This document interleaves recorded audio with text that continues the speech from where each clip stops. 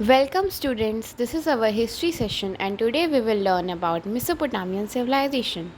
So, first, to understand what this term civilization means, let us learn about it. So, civilization refers to a group of people or community. Means अगर लोगों का कोई भी group या community है जो कि रिवर एरिया के पास में सिविलाइज्ड है, उसे हम सिविलाइजेशन कहेंगे. So as river valley civilization means community which lives near the river area. So जो कम्युनिटी रिवर एरिया के नियर बाय में है उसे हम रिवर वैली सिविलाइजेशन कहेंगे. So let's start our chapter with the introduction of Mesopotamian civilization. So it is written that it occurred between the time period of 3500 BC and 500 BC. मतलब Christ के birth से 500 BCE before the Christ birth से लेकर के 3500 years before Christ birth तक ये civilisation exist किया था. So the term Mesopotamia means land between two reverse. यानी कि जो मेसोपोटामिया है इसका मतलब होता है लैंड बिटवीन टू रिवर्स. जैसे कि एक कोई भी जगह है जिसके बीच में दो मतलब वो दो रिवर्स के बीच में है. So that is our Mesopotamia. So Mesopotamia जो एक जगह थी that is modern day Iraq, अब उसे लोग इराक कहते हैं. वहाँ पर दो नदियाँ थी, बेसिकली यूफ्रेट्स एंड टिग्रिस. सो ये जो दो नदियाँ थीं इनके ही बीच में कुछ पार्ट ऑफ लैंड था जो कि मॉडर्न डे इराक है, उसे मेसोपोटामिया कहा जाता था. और ये जो हमारा सिविलाइजेशन होता था वो बेसिकली पहले के टाइम में रिवर एरियाज़ के पास बनाया जाता था, क्योंकि रिवर एरियाज़ जो होते हैं वो फर्टिलिटी प्रोवाइड करते हैं सॉइल को. फर्टिलिटी के कारण सॉयल जो होता है वो कल्टीवेशन ऑफ क्रॉप्स के लिए सूटेबल हो जाता है. पहले के टाइम में टैंक्स, वाटर सप्लाई सिस्टम या इतनी ज़्यादा इरिगेशन फैसिलिटीज़ नहीं थी. सो लोग रिवर के बगल में जब सिविलाइज होते थे, बस जाते थे, तो उन्हें ज़्यादा प्रॉब्लम नहीं होती थी. उन्हें खाना, पानी, सारी चीज़ों की फैसिलिटी जल्दी मिल जाती थी और इससे डेली लाइफ बहुत ईजी भी हो जाती थी. So now we will learn more about the civilization. मेरे साथ साथ ध्यान से सुनो और चीज़ों को एलैबोरेट करो. The earliest and most advance civilization means सबसे पहला और सबसे ज़्यादा सिविलाइजेशन जिसे कहते हैं उसे सुमेरियन माना जाता है. I had emphasise this work Sumerian. इसको ध्यान से देखो. तो सुमेरियन जो था वो कुछ सिटीज़ में एग्जिस्ट करता था. बेबीलोनिया, अक्कड़ और अर्सिलियन सिविलाइजेशन जो था, इन जो ये तीनों सिटीज़ थी ये आपस में लड़ाई कर रही थी और इनमें सुमेरियंस रहते थे. सुमेरियन पीपल सुमेरियन सिविलाइजेशन के निवासी थे, मतलब जो उसमें आते थे. जैसे कि अगर हम इंडिया में रहते तो इंडियंस हुए, that's same with Sumerian. So Sumerians.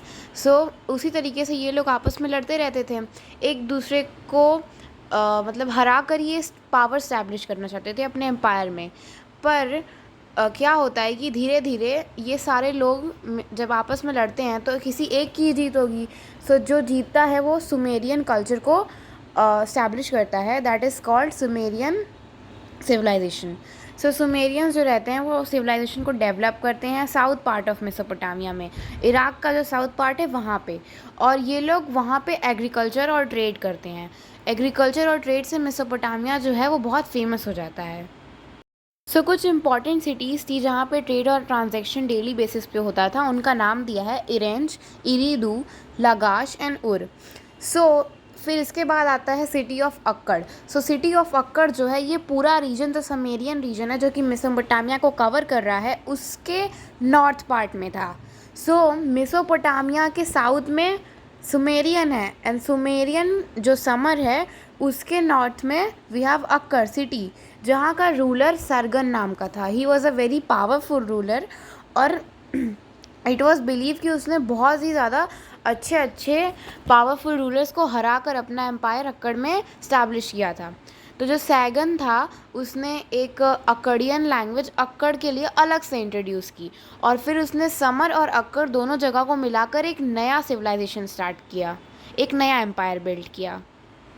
अब जो ये जो नया एम्पायर बना दैट इज़ कॉल्ड समर, जो कि सुमेरियन रीजन और अक्कड़ को मिलाकर था, इसके नॉर्थ ईस्ट पार्ट में बेबीलोनिया जगह थी जहाँ का लीडर हमू राबी, लिसन इट, हमुराबी था, ठीक है। सो जो ये वैली थी ये टिग्रिस रिवर के पास में असीरियन एम्पायर था, तो उन्होंने असुर को कैपिटल बनाया था। तो जहाँ का रूलर हमुराबी है बेबीलोनिया, वहीं पे असीरियन एम्पायर था, उसके कैपिटल असुर था, और Assur banipal was the most powerful ruler and he use to rule over the capital that is Assyrian empire, ठीक है, और उसका कैपिटल असुर था। Now let's learn about the organization of city states of Mesopotamia, कि एक शहर को कैसे कैसे पार्ट्स में डिवाइड किया गया था। सो मेसोपोटामिया में बहुत सारी सिटीज़ थी, जैसे कि अभी हमने डिस्कस किया है, अक्कड़, बेबीलोनिया, आयरन, चिरीदू, लगाश, और मेनी वर देयर, ओके। सो जो हर सिटी थी उसका एक ही सेम ऑर्गेनाइजेशन क्लासिफिकेशन था जिसको वो लोग फॉलो करते थे। तो उनके हिसाब से सिटी को वो लोग 3 पार्ट्स में डिवाइड करते थे। Now everyone is treated equally, पर पहले के टाइम में caste system and lot of things were there. So जो 3 क्लासिफिकेशंस थी वो इस बेसिस पे थी। So the walled city means जो वॉल्ड एरिया था वहाँ पे कॉमन पीपल रहते थे। फिर उस वॉल्ड के ऊपर कुछ हाइटेड एरिया पे बनाया जाता था सैक्रेड जोन, जहाँ पे kings, officials and officers as well as priest वगैरह रहते थे। फिर आउटर टाउन जो कि मतलब कॉमन पीपल और सेक्रेड जोन के बाहर होता था, वहाँ पे फार्मर्स, आर्टिशंस और ट्रेडर्स रहते थे। हर सिटी में एक टेम्पल होता था और उनका अपना फूड स्टोरेज हाउस भी होता था। As it is already told कि मेसोपोटामियंस जो थे वो ट्रेड एंड ट्रांजेक्शन में बहुत ज़्यादा ही डेवलप थे और बहुत फेमस थे। तो सिटीज़ जो थी वो कॉमर्स और इंडस्ट्री का बहुत ज़्यादा ग्रेट सेंटर मानी जाती थी। अब हम लोग जानेंगे मेसोपोटामियन सोसाइटी के बारे में थोड़ा डिटेल में। सो मेसोपोटामियन सोसाइटी को, जैसे कि हमने देखा, सिटी को 3 पार्ट्स में डिवाइड किया गया था जहाँ पे 3 क्लासेस में लोग रहते थे। वैसे ही शहर को भी 3 पार्ट्स में डिवाइड था, उसी तरीके से सोसाइटी को डिवाइड किया गया था। So upper class consisted of royal family, priest, high officials and officers as we know, जो कि रहते थे सेक्रेड जोन में, जैसे कि हमने पीछे पढ़ा। Then middle class society of farmers, merchant, traders, scribes, मतलब पंडित, पुजारी, किसान, ट्रेडर्स, मर्चेंट्स, ये सारे जितने भी लोग थे, मिलिट्री मैन यानी कि सिपाहियों को लेकर के, ये सारे के सारे आउटर टाउन में रहते थे और इन्हें मिडिल क्लास माना जाता था। Then we had lower class. Lower class में भी फार्मर्स आते थे, मिडिल क्लास में भी। तो ऐसा इसलिए होता था बिकॉज फार्मर्स बहुत 2 तरीके के होते हैं। वन जो कि बहुत लार्ज स्केल इंडस्ट्री में बहुत ज़्यादा प्रोडक्शन करते हैं, और एक छोटे मोटे फार्मर जो कि जिनका छोटा सा खेत होता है, so that kind of thing. तो लोअर क्लास में आर्टिशंस आते थे जो आर्ट, दूसरे तरीके की आर्ट्स बनाते थे। बिल्डर्स आते थे जो बिल्डिंग बनाते थे, मछली पकड़ने वाले, पॉटर्स यानी कि जो मटके बनाते थे वो, गोल्ड स्मिथ यानी सुनार, और कैरियर ड्राइवर्स यानी कि जो कार चलाने वाले ड्राइवर्स होते थे। इन सब के बाद हमारे पास एक और कास्ट था, that is called slavery caste. ये अनदर फीचर है। इसका मतलब कि पहले के ज़माने में लोग एक दूसरे को ख़रीद लिया करते थे मार्केट में और उन्हें अपना परमानेंट स्लेव बना लेते थे। सो जिनका कोई नहीं होता था, वो उनके पास जीने की कोई विल भी नहीं होती थी, तो वो अपने आप को बेच देते थे एंड दूसरे उन्हें ख़रीद लेते थे एंड देन वो साथ में रहते थे। Next we have occupation of the Mesopotamians, means वो क्या काम करते थे। तो सुनो, जो मेसोपोटामियंस थे उनका मेन ऑक्यूपेशन यानी कि जो मेन यूजुअली जो लोग काम क्या करते थे, दैट वाज एग्रीकल्चर। सो आप किसी भी हिस्टोरिकल इवेंट या किसी भी डायनेस्टी के बारे में पढ़ेंगे, कोई भी कल्चर, सिविलाइजेशन और एनीथिंग, उनका मेन ऑक्यूपेशन एग्रीकल्चर होता है, because that is the thing जो कि सबसे ज़्यादा नीडेड थी। फूड ग्रेन्स चाहिए खाने के लिए, हमें सर्वाइवल चाहिए, that's why we need food and that's why there is agriculture. So अभी मैंने बताया था कि उनके टाइम में रिवर्स तो थे बट बहुत ज़्यादा इरिगेशन फैसिलिटीज़ बहुत ज़्यादा नहीं हो पाती थी पहले के टाइम में। पर मेसोपोटामियंस की इरिगेशन फैसिलिटी बहुत ज़्यादा अच्छी थी, क्योंकि वो लोगों के पास इतनी टेक्नोलॉजी थी। और इसे ही देखकर लोग हैरान हैं। वो लोग बड़े बड़े रिजर्वायर्स को बिल्ड करते थे ताकि फ्लड्स कंट्रोल हो सके, रिवर्स में डैम्स बना देते थे। वो बहुत सारी ऐसी चीज़ें करते थे बिना टेक्नोलॉजी के, जो कि आज सोच पाना भी बहुत मुश्किल है। Then next if we talk about food, तो उनका मेन कल्टीवेशन जो वो किया करते थे, जो कि उगाते थे, that is wheat, barley, fruit and pulses, यानी कि आटा, बार्ले, फ्रूट यानी कि फल सब्जियां, and then pulses that is दाल। अ पार्ट ऑफ एग्रीकल्चर, हर सिविलाइजेशन में लोग कुछ एनिमल्स को पालते हैं। मेसोपोटामियंस काउज, गोट, शीप्स और डोंकीज को पालते थे, गाय, बकरी, भेड़ और साथ ही साथ गधे। So next we will talk about the art and craft of Mesopotamians, कि उनकी आर्ट क्या थी और उनका क्राफ्ट थिंग क्या था। हर सिविलाइजेशन और मतलब हिस्टोरिकल चीज़ों में हर जगह पर कुछ ना कुछ स्पेशल आर्ट एंड क्राफ्ट होता है, अलग अलग कंट्रीज़ में भी होता है। सो इस तरीके से मेसोपोटामियन सिविलाइजेशन में भी था। जो मेसोपोटामिया के लोग थे वो बहुत ज़्यादा अच्छे थे आर्ट एंड क्राफ्ट में, कह सकते हैं। और इसको हम लोग प्रूव कैसे कर सकते हैं, how can we say that? तो इसके लिए ये क्लेम किया जाता है कि जो vast collection of metal object मिला है, यानी कि रॉयल बरियर्स से। रॉयल बरियर्स मीन्स मेसोपोटामियंस क्या करते थे, वो पीपल में हैव हर्ड कि पहले के लोग कब्रों में जिनकी जिनकी असेंशियल चीज़ें होती थी उन्हें रख करके उसे दफना देते थे, क्योंकि वो बिलीव करते थे लाइफ आफ्टर डेथ के। उनको लगता था कि डेथ के बाद भी एक लाइफ होती है, इसीलिए वो लोग कब्र में उनकी फेवरेट चीज़ों को रख देते थे। सो जो आर्ट एंड क्राफ्ट के शौकीन होंगे उनके कब्रों में उनकी favourite art and craft accessories को रख दिया जाता होगा। मेसोपोटामिया के लोग जो थे वो पॉटरी मेकिंग यानी कि मिट्टी के बर्तनों को बनाने में बहुत ज़्यादा स्किल्ड थे। उन्हें वीविंग का शौक़ था, कपड़े बुनने का, मेटल वर्क भी किया करते थे। चीज़ों को ब्लीच करना, डाई करना, preparation of paint, cosmetic, perfume, ये सारी चीज़ें भी पहले अवेलेबल थी। कॉस्मेटिक समझ रहे हो, perfumes, these things were also there in like इतने सालों पहले, लाइक अभी से 6000 साल पहले ये सब चीज़ें भी थी।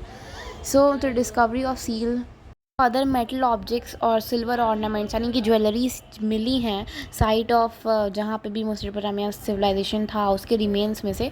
ये सारी चीज़ें प्रूव करती हैं कि वो लोग आर्ट एंड क्राफ्ट में बहुत ज़्यादा ही अच्छे थे। So after art and craft we are going to learn about the trade and commerce which existed in the city of Mesopotamia.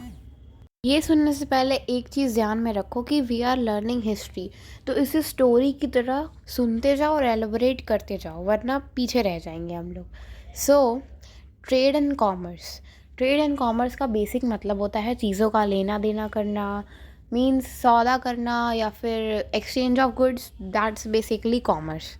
So now trade and commerce जो था वो मेसोपोटामिया में बहुत अच्छा था। प्रॉस्पर सिविलाइजेशन की पहचान होती है, किसी सिविलाइजेशन के अच्छे होने की पहचान ये होती है कि उसका ट्रेड एंड ट्रांजैक्शन कैसा है। तो जो फूड ग्रेन्स थे उनको एक्सपोर्ट किया जाता था बाहर, as well as furnished products यानी कि जो बन चुके थे चीज़ें उन्हें भी बाहर भेजा जाता था। कुछ चीज़ों को इम्पोर्ट किया जाता था, जैसे कि स्टोन्स, टिम्बर्स और मेटल ओर्स को ये लोग सिटी में इम्पोर्ट करते थे। मेडिटेरियन कंट्रीज़ थी सम ऑफ द कंट्रीज़ जो थी, उनसे इनका ट्रेड एंड ट्रांजैक्शन था जो कि पहले रही होंगी। सो हिस्ट्री में we will learn about Egyptian civilization as well as Indus valley civilization. तो ये दोनों जो थे, इन दोनों के भी अच्छे खासे ट्रेड रिलेशंस थे मेसोपोटामियंस के साथ में। तो इंडिया में सेम पीरियड में एक और सिविलाइजेशन था, that is Indus valley civilization. So 6000 साल पहले एक सिविलाइजेशन इंडिया में भी था, that's why India is also famous. So जो एविडेंसेस हैं वो ये शो करते हैं कि इंडस वैली सिविलाइजेशन से बहुत अच्छे ज़्यादा हम लोगों के संबंध थे मेसोपोटामियंस के। कैसे? क्योंकि मेसोपोटामिया में कुछ सील्स मिलती हैं। सील्स जैसे आज मोहर लगता है, पहले एक्सचेंज ऑफ गुड्स करते टाइम वो लोग सील्स के थ्रू से एक्सचेंज करते थे। सो जो मिली हैं साइट्स पे दे प्रूफ। सो मेसोपोटामिया को कहा जाता है दुनिया का सबसे पहला इंसान जो कि बिल्स बनाते थे चीज़ों को बेचने और ख़रीदने पर। बिल्स का इन्वेंशन इन्होंने नहीं किया है। Now the art, architecture and technology. So architecture and art बहुत ज़्यादा ही ज़रूरी चीज़ है। बेसिकली देखो, आर्किटेक्चर इज़ समथिंग जो कि दिखाता है कि एक जगह कैसे बनती है, what is the structure of the place, how it is design and what are the things in it. Basically हर जगह आर्ट होता है या फिर आर्किटेक्चर होता है, पर यहाँ पर टेक्नोलॉजी है क्योंकि मेसोपोटामियंस टेक्नोलॉजी में बहुत आगे थे। सो यूजेस ऑफ आर्चेस यानी कि तीर धनुष का इस्तेमाल करना, कॉलम्स का, डोम्स, बड़े बड़े बिल्डिंग्स में बने होते थे, बिल्डिंग्स बहुत अच्छी होती थी। मेसोपोटामियन कंस्ट्रक्शन में ये सारी चीज़ों को इंक्लूड करते थे। जिगुरात और हैंगी गार्डन जो है इनके बेस्ट आर्किटेक्चर का एग्जाम्पल है। सो जो हैंगिंग गार्डन है वो बेबीलोनिया का, that is one of the 7 wonders of ancient world. So समझ रहे हो, 7 वंडर्स में से एक है जो कि आज से करीब 7000 साल पहले बना है।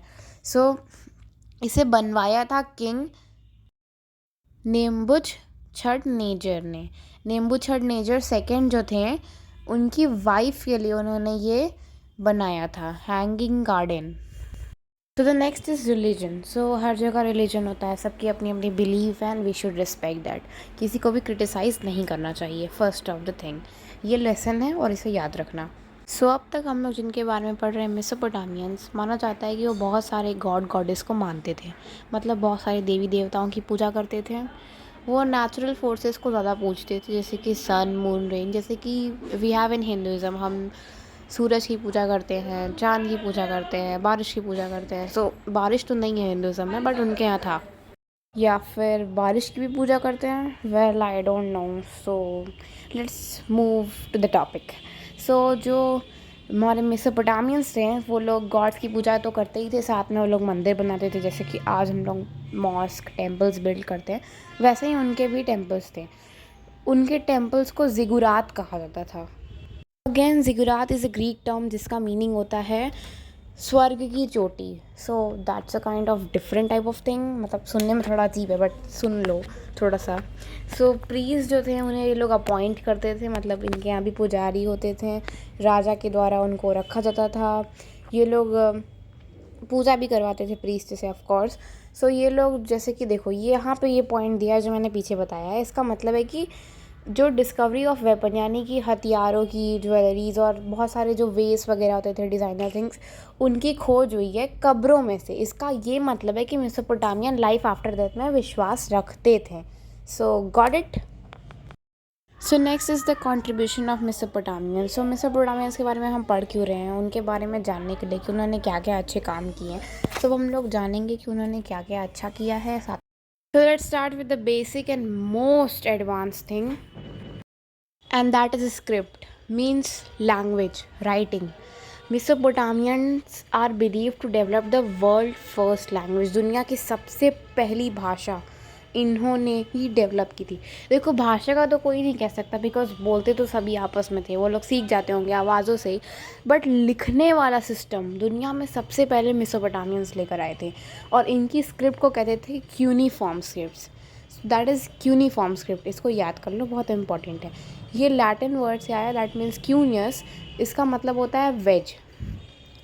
इस लैंग्वेज, मतलब इनकी जो स्क्रिप्ट है उसमें 350 यानी 350 साइंस से ज़्यादा साइंस को डिटेक्ट किया गया है, वो भी लिटरल मीनिंग्स के साथ। इमेजिन करो आज से 7,000 साल पुराने टेक्स्ट को पढ़ना जो किसी ने लिखे हैं, कितना इनक्रेडिबल है ना। तो ये तो बहुत इजीली पता चल रहा है कि ये वेज शेप के थे। इनको पहले गीली मिट्टी पे लिखा जाता था, ड्राइंग बनाया जाता था पत्थर पे, एंड देन सुखा दिया जाता था धूप में, और फिर इस तरीके से बन जाते थे ये, जैसे कि फ़ोटो में दिख रहे होंगे, you can see in the picture actually. Next slide लाया जाए। So these are some of the few more contributions of Mesopotamia. So हम लोग पढ़ पढ़ के थक गए हैं और ये लोग कर कर के। सो लेट्स कंटिन्यू, और कोई ऑप्शन भी नहीं है। तो इन लोगों ने मैथमेटिक्स के फील्ड में, मेसोपोटामिया के जो लोग थे, इन लोगों के पास बहुत एडवांस नॉलेज थी और इन्हें कैलकुलेशन करना आता था। ये लोग मेजरमेंट कर सकते थे, and that's very incredible thing. मतलब 7,000 साल पहले भी इन्हें टेक्नोलॉजी के, तो अच्छी है ना। एक साल को इन्होंने कहते हैं 12 महीनों में डिवाइड किया था, और हर महीने में एक महीना 30 डेज़ का होता था। सो लूनर कैलेंडर में 12 डिवीजन होते थे। इन्होंने आसमान को 12 जोन्स में डिवाइड किया था, सबका अलग नाम रखा था। That is zodiac symbol sorry, जिसे हम लोग राशिफल भी कहते हैं। So that is the thing, इन लोगों ने उसका आविष्कार किया था रोम में। सो द नेक्स्ट इज़, ये लोगों ने पनिशमेंट का आविष्कार किया था। जो लोग नियम तोड़ते थे उनको पनिशमेंट मिलती थी। सो जिनको जिनको क्लास में पनिशमेंट मिलती है, जस्ट अंडरस्टैंड दैट मेसोपोटामियंस ही वो थे जिन्होंने पनिशमेंट का इन्वेंशन किया था, according to the things that are available. Then Mesopotamians को बहुत सारी अचीवमेंट में अच्छा माना जाता है, बिकॉज इन्होंने बहुत सारी डिस्कवरी अचीवमेंट किया। ये लोग महान थे, बस इतना याद रखो, ओके। इन लोगों ने कॉपर और ब्रॉन्ज की डिस्कवरी की है, दैट इज़ इनक्रेडिबल एक्चुअली। इन लोगों ने ज्वेलरीज और ऑर्नामेंट्स, मतलब समझ रहे हो तुम लोग, ज्वेलरी बनाना इन लोगों ने सिखाया है दुनिया को। So they are just amazing. You know what guys, मैं टाइम के साथ ज़्यादा कंफर्टेबल हो रही हूँ, and this is the last topic, decline. मतलब हम लोग समझेंगे कि ये लोग कैसे ख़त्म हो गए। हर चीज़ का सबूत होता है पर डिक्लाइन का नहीं होता है। उसे हम लोग एज्यूम करते हैं, बिकॉज हमें नहीं पता कि कोई चीज़ कैसे ख़त्म हो गई। बिकॉज जब ख़त्म हो गई तो बताने वाला कोई है ही नहीं, और ख़त्म हो गई है हमें पता है, वरना वो लोग होते नहीं अभी हम लोगों से कितने ज़्यादा एडवांस होते। सो डिक्लाइन ऑफ मेसोपोटामियन सिविलाइजेशन को मानते हैं कि यूफ्रेट रिवर जो है उसके कोर्स में चेंज हो गया, जिसके कारण बाढ़ आ गई और लोग मर गए। या फिर ये लोग आपस में तो लड़ ही रहे थे, हमने पीछे पढ़ा था असेरियन, अक्कड़, बेबीलोनियन, ये सारे आपस में लड़ रहे थे। सो मे बी वॉर्स के कारण ये लोग क्या डिक्लाइन हो गया। सो या बस इतना ही। आई नो इतना नहीं पकाना चाहिए, पर 20 मिनट स्ट्रेट पके हो। सो thanks you so much for watching. Take care. Bye bye. Tata. Love you guys. Revisions will be soon. Bye.